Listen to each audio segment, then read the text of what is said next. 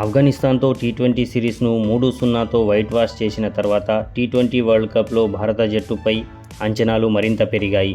ఈ నేపథ్యంలో జట్టు ఎంపికపై ఇప్పటి నుంచే చర్చలు మొదలయ్యాయి. ఇక ఈ ఏడాది జూన్లో ప్రారంభమవుతున్న టీ20 వరల్డ్ కప్కు అమెరికా, వెస్టిండీస్ సంయుక్తంగా ఆతిథ్యమిస్తున్న సంగతి తెలిసిందే.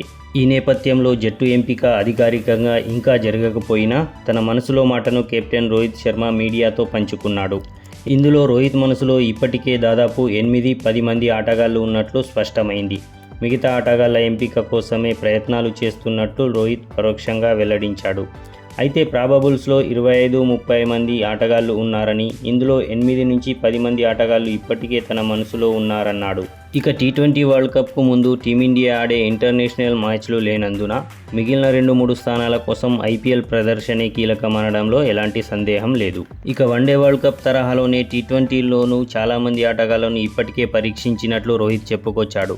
ఇక తాను టీ20 మ్యాచ్లు ఆడకపోయినా ఆటగాళ్ల ప్రదర్శన గమనిస్తూనే ఉన్నానని చెప్పుకొచ్చాడు. వీరిలో కొందరు తప్పుకోవాల్సిందేనని, అయితే తాము మాత్రం జట్టుపై క్లారిటీ కోసం ఎదురు చూస్తున్నట్లు తెలిపాడు. టీ20 వరల్డ్ కప్కు ఆతిథ్యమిచ్చే వెస్టిండీస్ స్లో పిచ్లను దృష్టిలో ఉంచుకుని జట్టు ఎంపిక ఉంటుందన్నాడు. అక్కడి పిచ్లకు సరిపోయే ఆటగాళ్లు మాత్రమే జట్టులో ఉంటారని చెప్పుకొచ్చాడు. ఇక ఇప్పటి వరకు టీమిండియా ఆడిన మ్యాచ్లను బట్టి ఆటగాళ్ల ప్రదర్శన ఆధారంగా టీ20 వరల్డ్ కప్ జట్టును మనం గనక ప్రెడిక్ట్ చేసినట్లయితే టీమిండియా ప్లేయింగ్ 11లో మన మొదటి ఓపెనర్గా మన టీమిండియా కెప్టెన్ అయిన రోహిత్ శర్మ ఉంటాడు. ఇందులో ఎలాంటి సందేహం అవసరం లేదు.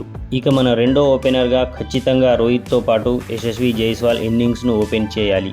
ఎందుకంటే గిల్ కంటే టీ20లో యశస్వి దూకుడుగా ఆడుతున్నాడు. అతనిపై ఎలాంటి ఎక్స్పెక్టేషన్స్ లేనందున స్వేచ్ఛగా ఆడగలుగుతాడు.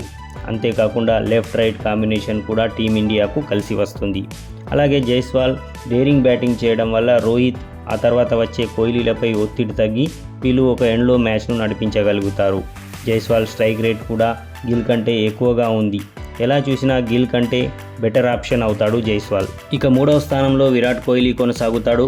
14 నెలల తర్వాత రీఎంట్రీ ఇచ్చిన విరాట్ కోహ్లీ ఈసారి మనకు కప్ అందించాలని కోరుకుందాం. ఇక 4వ స్థానం కోసం తీవ్ర పోటీ ఉండే అవకాశం ఉంది. అయితే మన టీమిండియాలో ఈ స్థానం ఖచ్చితంగా మన సూర్యాదే. ఇందులో ఎలాంటి మార్పు ఉండకపోవచ్చు. ఇక 5వ స్థానంలో హార్దిక్ పాండ్యా బరిలోకి దిగుతాడు.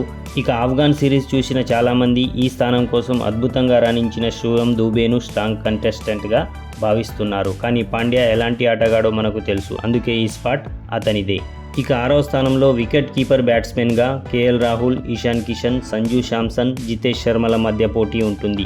కానీ వీరిలో అనుభవం దృష్ట్యా కేఎల్ రాహుల్కే అవకాశం దక్కవచ్చు. ఇక ఆ తర్వాత 7వ స్థానంలో ఫినిషర్గా రింకు సింగ్ ఆడతాడు అనడంలో ఎలాంటి సందేహం, అనుమానం అవసరం లేదు. ఎందుకంటే మనం చూసాం ఆఫ్ఘన్తో సిరీస్లో చివరి టీ20లో వికెట్లు పడ్డప్పుడు నిదానంగా ఆడి చివర్లో రోహిత్తో పోటీపడి మరీ ఆడి అభేద్యంగా 190 పరుగుల భాగస్వామ్యాన్ని నిలబెట్టాడు.